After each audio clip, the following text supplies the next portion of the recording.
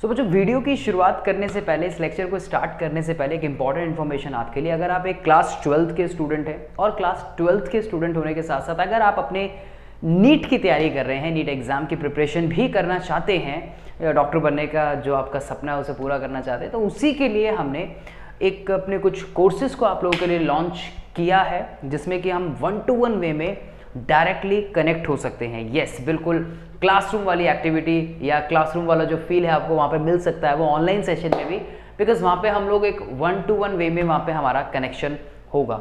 ज़्यादा जानकारी के लिए या कनेक्ट होने के लिए हमारे से आप कॉल कर सकते हैं, व्हाट्सअप कर सकते हैं 9658885888 पे।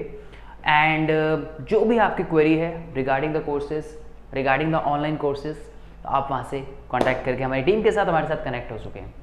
हेलो बच्चों, my name is Gaurav Sharma and you welcome here. बच्चों, इस वीडियो में हम लोग बात करेंगे हमारे PYQs यानी कि प्रीवियस ईयर क्वेश्चन। चैप्टर है हमारा क्लास 12th का sexual reproduction in flowering plants, जिसमें हम लोग टॉपिक कवर करने वाले हैं प्री फर्टिलाइजेशन, उनके स्ट्रक्चर और इवेंट्स।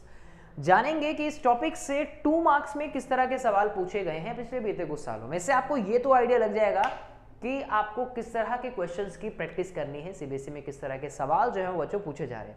तो चलिए ज़्यादा देर ना करते हुए शुरुआत करते हैं बच्चों अपने पहले क्वेश्चन की, और किस तरह का सवाल यहाँ पे पूछा गया है। और ये सवाल पूछा गया है 2020 में। सबसे पहले आपको आइडिया भी लग जाएगा कि किस तरह के कीवर्ड्स को हमें रखना है अपने आंसर को रिप्रेजेंट करते हुए। पहला सवाल है, mention the advantages of इमस्कुलेशन and bagging. आपको पता है ना, बैगिंग और इमस्कुलेशन बेसिकली जब बाइसेक्सुअल फ्लावर्स की हम बात करते हैं, है ना, और आर्टिफिशियल हाइब्रिडाइजेशन की जब हम बात करते हैं, तो किस तरीके से हमें जब डिजायर्ड गैमेट्स चाहिए होते हैं तो उसके लिए हम इन टेक्निक्स का इस्तेमाल करते हैं। In a plants bearing unisexual and the bisexual flower, दोनों के लिए ही यहाँ पे पूछा गया है। और इसको हम किस तरीके से रिप्रेजेंट कर सकते हैं, सबसे पहले उसकी बात करते हैं। तो इमस्कुलेशन क्या होता है? देखिए, इमस्कुलेशन का मतलब होता है गैमेट्स को निकाल लेना, खींच लेना। बेसिकली आसान भाषा में इमस्कुलेशन is removal of stamens from the floral birds of a female parents. यानी कि एक पार्ट में, अगर एक फ्लावर के अंदर 2 पार्ट है, मान लीजिए कि ये कोई एक प्लांट है और इसके ऊपर ये जो हो गया कोई इसका कोई एक फ्लावर हो गया, जिसके अंदर आपको एक मेल पार्ट देखने को मिल रहा है, जिसके अंदर आपको एक मेल पार्ट देखने को मिल रहा है, राइट। मान लीजिए कि ये कोई एक एंथर हो गया और दूसरा आपको कोई एक फीमेल पार्ट देखने को मिल रहा है इसके अंदर, राइट। तो आपको इसमें से क्या करना है, बेसिकली हमें क्या करना है, यहाँ से मेल गैमेट को निकालना है, हमें इमस्कुलेट करना है, हमें इस मेल गैमेट को यहाँ पे इमस्कुलेट करना है। इसी को इमस्कुलेशन बोलते हैं, right. If and a breeder needs to be emasculate a flower to eliminate the chances of self pollination। क्या कहता है ये? इमस्कुलेशन का मतलब है यहाँ पे simply removal of the stamens from the floral birds of from the female parents. तो यानी कि हमने इसको इमस्कुलेट कर दिया।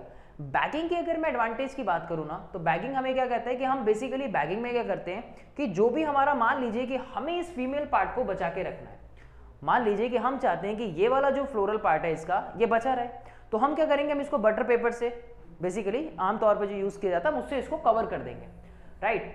तो दूसरा इसका हम ये कर सकते हैं कि हम अगर मेल गैमेट को उठा के लेना चाहे, अगर लेके जाना चाहे तो वो भी हम लेके जा सकते हैं। ये भी उसके एडवांटेज के अंदर आता है, क्योंकि मस्कुलेशन टेक्निक हमें एक्चुअल में यही बताती है।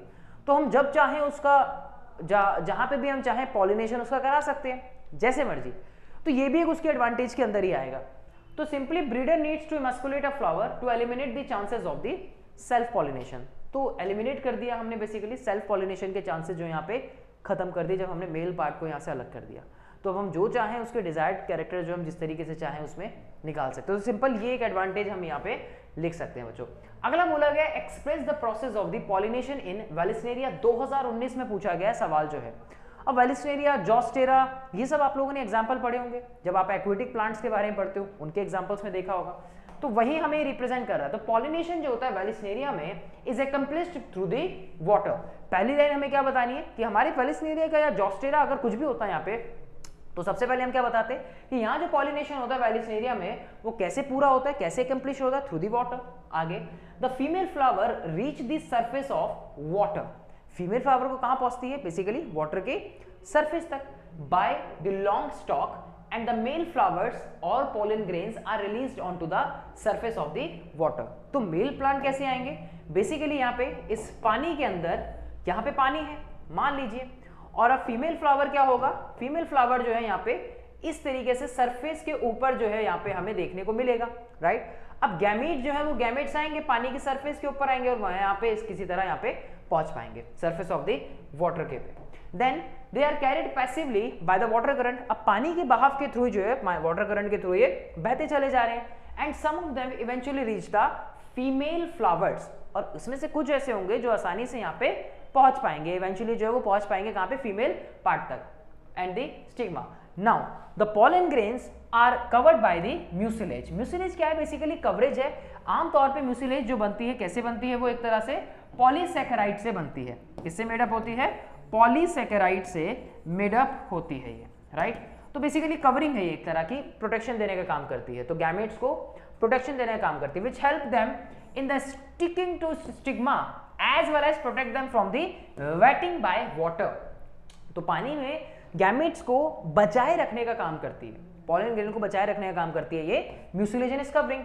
After pollination the female flower is pulled inside water by the coiling of its stock. आमतौर पे क्या होगा बाद में, ये बहुत अच्छी लाइन है, आपको इसको जरूर रिप्रेजेंट करना है इस तरीके से। तो पॉलिनेशन के बाद क्या होगा कि फीमेल पार्ट इसको क्या करेगा, नीचे की तरफ जो है वो पुल्ड कर लेगा, जिससे कि आगे जाके प्रोसेस पूरी हो सके, राइट। तो यही हमें इसमें इतना बताना है कि सबसे पहले किसके थ्रू हो रहा है, पानी के बहाव से गैमेट्स ट्रांसफर हो रहे हैं। गैमेट्स ट्रांसफर होने के लिए गैमेट्स को प्रोटेक्शन भी मिल रही है, फीमेल फ्लावर सरफेस पे आ रही है, पानी के बहाव से दोनों का फ्यूजन हो रहा है। फ्यूजन से मेरा मतलब है बेसिकली वो पॉलिनेशन की प्रोसेस हो रही है यहाँ पे। देन आगे जाके वो जो वेटिंग, जो म्यूसिलेज कवरिंग है वो उसको वेटिंग यानी कि पानी से बचा के रखने का काम कर रही है, प्रोटेक्शन देने का काम कर रही है। 4-5 पॉइंट हमने कीवर्ड बना लिए, उसी को हमें रिप्रेजेंट करना है। देन आफ्टर पॉलिनेशन क्या होगा, पॉलिनेशन के बाद यहां से इसको नीचे पहुंचना है फीमेल पार्ट में, तो female flower is pulled inside the water by the coiling of its stock. तो ये हम इस तरीके से रिप्रेजेंट करेंगे। अगले क्वेश्चन पे आते बच्चों, 2019 में पूछा गया है ये। अब ये पिक्चर तो आपने देखी होगी, आसानी से देखी होगी, और यहाँ पे एक इंपॉर्टेंट लेयर भी है जिसे हम टेपिटम के नाम से भी जानते हैं। कितने बच्चे इसको देखते ही रिकॉग्नाइज कर गए ना। अब देखो जरा यहाँ पे, this is the transfer section of the mature anther, सभी जानते हैं सर, बहुत अच्छे से देखा है हमने, सभी जानते हैं। Identify A and B and mention their functions as well. मैंने कहा कि यहाँ पे एक इंपॉर्टेंट लेयर है जिसके बारे में आप लोग काफी पढ़ते हो, टेपिटम के बारे में भी, गॉट इट। तो ये सिंपली हमें क्या रिप्रेजेंट कर रही है फिगर, सिंपली हमें बता रही है ये कि ए जो पार्ट है हमारा स्पोरोजेनियस टिश्यूज हो गए हमारे, और बी जो रिप्रेजेंट कर रही है वो किसे, टेपिटम को रिप्रेजेंट कर रही है। स्पोरोजेनियस टिश्यूज की अगर हम बात करें तो ये फिल्ड होते हैं with the whole interior of the microsporangium से, और यहाँ पे सेल जो है वो डिवाइड करती है with growth of anther and increase their number. क्या बोला मैंने कि यहाँ पे इंटीरियर ही जो है माइक्रो जो सेल्स हैं इसकी वो क्या करती है, डिवीजन शो करती है, ग्रोथ होती है एंथर की, और एंथर की ग्रोथ के बाद क्या होगा, यहाँ पे इंक्रीज करेंगे अपने नंबर को, और ultimately they transform into the microspore या पोलन मदर सेल के अंदर इनका फॉर्मेशन होता है। तो डिवीजन के बाद क्या बना रही है, पीएमसी बना रही है। Microspore mother cell undergo meiosis और प्रोड्यूस करेंगे हैप्लॉइड माइक्रोस्पोर्स को या फिर पोलन ग्रेन को। तो पहले बेसिकली सेल ने डिवाइड किया, ग्रोथ करी, नंबर बढ़े, पीएमसी बढ़ाया, पीएमसी बना pollen mother cell, pollen mother cell के बाद क्या होगा, यहाँ पे मियोसिस होगा और पोलन ग्रेन का फॉर्मेशन होगा। टेपिटम नरिशमेंट प्रोवाइड करने वाली, tapetum help in the nourishment of the developing microspore mother cell. तो जो भी सेल जब ग्रोथ करती है तो अल्टीमेटली उसके एक न्यूट्रिशन की रिक्वायरमेंट होती है, तो वो न्यूट्रिशन यहाँ पे देने का काम कौन करती है, टेपिटम। टेपिटम क्या कर रही है, न्यूट्रिशन प्रोवाइड कर रही है, क्योंकि सेल क्या कर रही है, ग्रो कर रही है। Now the pollen grains it also produce lipid rich ubiquitous granules containing the sporopollenin for exine formation।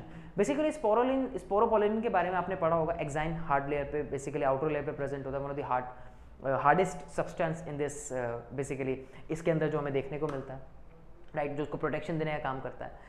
तो ये उसके फॉर्मेशन में भी उसको प्रोड्यूस करने में भी अपना रोल प्ले करती है। तो इतना ही हमें लिखना है दोनों लेयर्स के बारे में कि आप उसको नरिशमेंट प्रोवाइड कराना, दूसरा उसके डिवीजन में पोलन ग्रेन के बनाने तक अपना रोल प्ले करती है। चलिए, तो इतना हमें बात याद रखनी है। अगला सवाल 2019 में पूछा गया है, what is cleistogamy, write one advantage of और and one disadvantage of its to the plant. तो क्लिस्टोगैमी के बारे में हमें बताना है, और उसके अलावा यहाँ पे हमें बताना है किसके बारे में, उसके एक एडवांटेज और डिसएडवांटेज के बारे में। So cleistogamy is the condition where pollination occurs in closed flower. ठीक है, पॉलिनेशन कहां पे हो रहा है, यहाँ पे क्लोज्ड फ्लावर में हो रहा है, and they remain closed, right, they never open again, that do not open at all, right. In such a flower the anthers and stigma lies close to each other. तो जब भी हमको इस तरह का फ्लावर देखेंगे जब भी हम कोई इस तरीके का फ्लावर देखेंगे तो यहाँ पे हमें एंथर जो है बेसिकली ये एक टिपिकल एंथर हो गया मान लीजिए, और यहाँ पे ये एक दोनों ही हमने एक रफ डायग्राम के थ्रू बना दी। तो अब यहाँ पे होना क्या है कि यहाँ पे फीमेल फ्लावर में बेसिकली इसमें यहाँ से गैमेट को ट्रांसफर होना है, कुछ यहाँ पे कुछ इस तरफ ट्रांसफर होना है, राइट, यहाँ से गैमेट को यहाँ पे आसानी से पहुंचना है। तो एडवांटेज ये है इसका, तो सबसे पहला पॉइंट कि दोनों एक दूसरे के काफी क्लोज है। क्या बोला हमने, दोनों एक दूसरे के काफी क्या है, क्लोज है। अगर हम इसके एडवांटेज की बात करें कि advantage of the cleistogamy is that the seed setting is assured in the absence of the pollinator. अब यहाँ क्लोज फ्लावर के अंदर यहाँ किसी भी पॉलिनेटर की रिक्वायरमेंट नहीं है, राइट, या फिर पॉलिनेटिंग एजेंट्स की रिक्वायरमेंट यहाँ पे नहीं है। आमतौर पे जब आप देखते हो ना कि इंसेक्ट्स के थ्रू, वाटर के थ्रू एक्सेट्रा, इनके थ्रू पॉलिनेशन की प्रोसेस, तो यहाँ पे इनकी रिक्वायरमेंट नहीं है, राइट। नेक्स्ट, तो absence of the pollinator as a pollen or maturity will always reach to the stigma due to their close placement. तो आसानी से यहाँ पे पहुंच पाएंगे इनके क्लोज प्लेसमेंट होने की वजह से। ना what are the disadvantage of this? Disadvantage ये है कि cleistogamy that does not allow the cross pollination, और अगर क्रॉस पॉलिनेशन नहीं होगा तो वेरिएशन के चांसेस भी कम होंगे। अगर क्रॉस पॉलिनेशन नहीं होगा तो वेरिएशन के चांसेस भी कम होंगे, और आप जानते हैं ना कि वेरिएशन किस तरीके से आगे जाके इवोल्यूशन के प्रोसेस में हेल्प करेगी।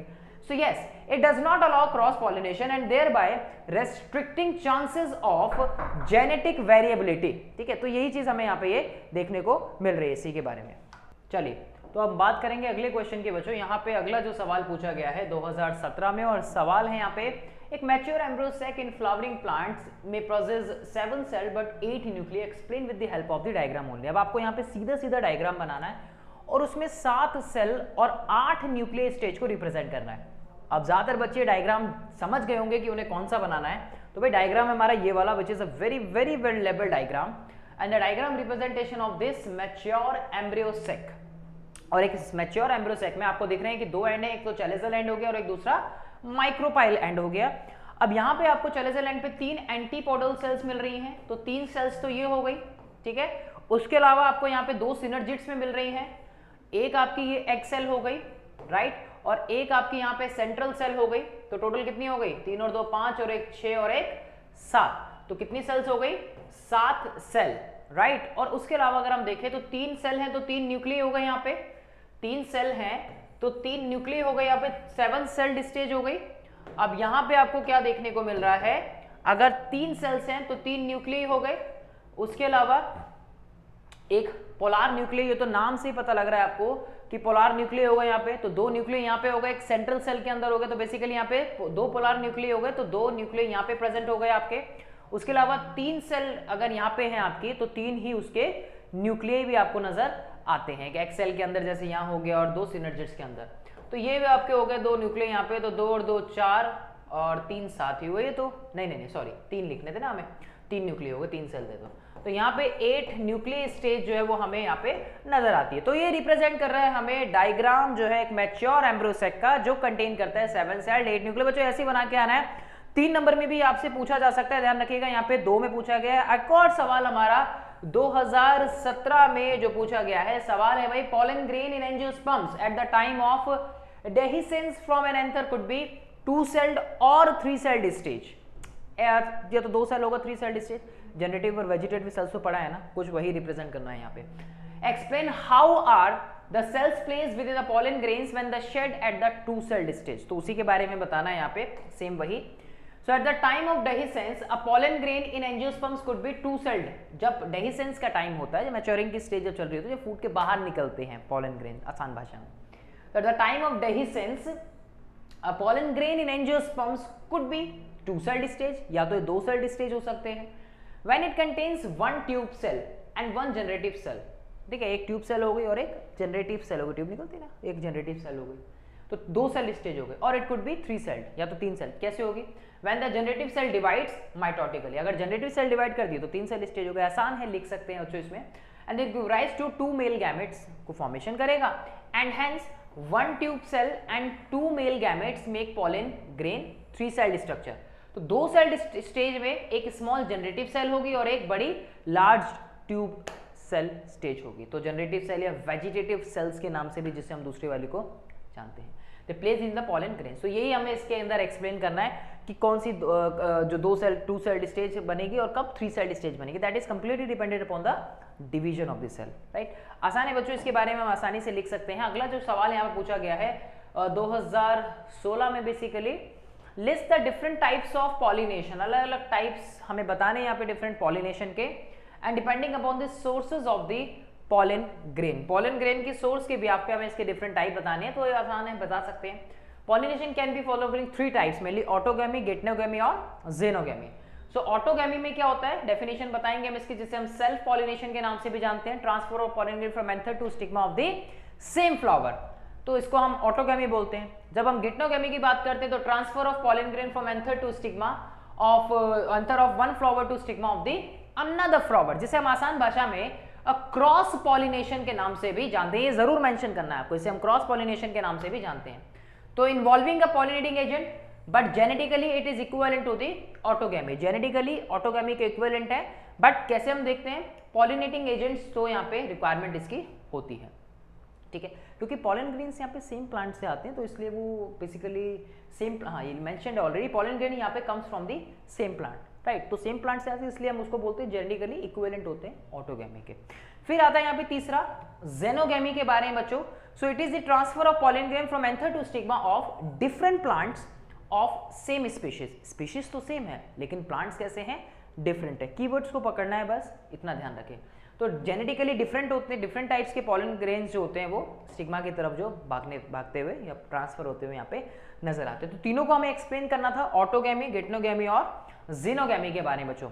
अगला सवाल जो है यहाँ पे पूछा गया है 2016 में, angiosperm bearing unisexual flowers are said to be either monoecious या dioecious, explain with the help of one example of each. Monoecious के बारे में बताना है आपको, डायोशियस के बारे में बताना है हमें यहाँ पे। तो सिंपली है, यूनिसेक्सुअल फ्लावर्स से सबसे पहले बात करेंगे, यूनिसेक्सुअल फ्लावर और बाइसेक्सुअल फ्लावर के बारे में थोड़ी सी। Unisexual flowers are flowers bearing either the male part और द फीमेल रिप्रोडक्टिव स्ट्रक्चर। तो यहाँ तो स्टेमन होगा या फिर कार्पेल होगा, तो उसे हम यूनि, तो यूनि का मतलब क्या हो गया यहाँ पे, वन।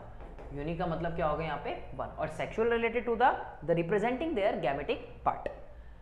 तो या तो मेल होगा फ्लावर इज स्टेमिनेट और bearing stamens, while the female flower is the pistillate bearing pistils, right. जब हम फ्लावरिंग प्लांट्स में देखते हैं तो दोनों ही जब प्रेजेंट होते हैं, बोथ मेल एंड फीमेल, जब बोथ मेल और फीमेल प्रेजेंट होंगे ऑन द सेम प्लांट में, तो ऐसे प्लांट्स को हम क्या बोलते हैं, बेसिकली मोनोशियस प्लांट्स का एग्जाम्पल देते हैं, right. The flowers present on the same plant, such plant the male and the female both plants flowers are present, जब दोनों ही फ्लावर प्रेजेंट हो गए मेल और फीमेल, तो उसे मोनोशियस बोलते हैं। कुकुरबिट्स उसका एग्जांपल हो गया। In some plants unisexual male and the female flower are present on separate plants as well, जब दोनों सेपरेट होंगे तो उन्हें हम नाम देते हैं किसका, डायोशियस का। जैसे कि पपाया हो गया तो ये डायोशियस हो गया, यानी कि जब दोनों अलग अलग हमें देखने को मिलते हैं, राइट, तो उसको हम डायोशियस की कैटेगरी के अंदर रखते हैं। तो ये एग्जाम्पल्स हमें बच्चों पता होने चाहिए। ये टेबुलर फॉर्म में भी आपसे डिफरेंस जो है वो पूछा जा सकता, मतलब आप अगर इसको और अगर बड़े मार्क्स में पूछा जाएगा 3 मार्क्स में, तो आप इसको टेबुलर फॉर्म में भी और अच्छे से बता सकते हैं। नेक्स्ट आता है यहाँ पे जो 2016 में पूछा गया है, एक single pea plant in your kitchen garden produce pods with viable seeds, ठीक है, but the individual papaya plant does not explain. एक सिंगल पी प्लांट है यहाँ पे हमारे किचन गार्डन किचन में, बेसिकली वो प्रोड्यूस कर रहा है पॉट्स विद वायबल सीड्स, हमें देखने को मिल रहा है उसके अंदर, but the individual papaya plant ऐसा नहीं कर रहा। तो भाई सीधा सीधा कारण क्या है उसका, कि वो पी प्लांट क्या है, एक मोनोशियस प्लांट है।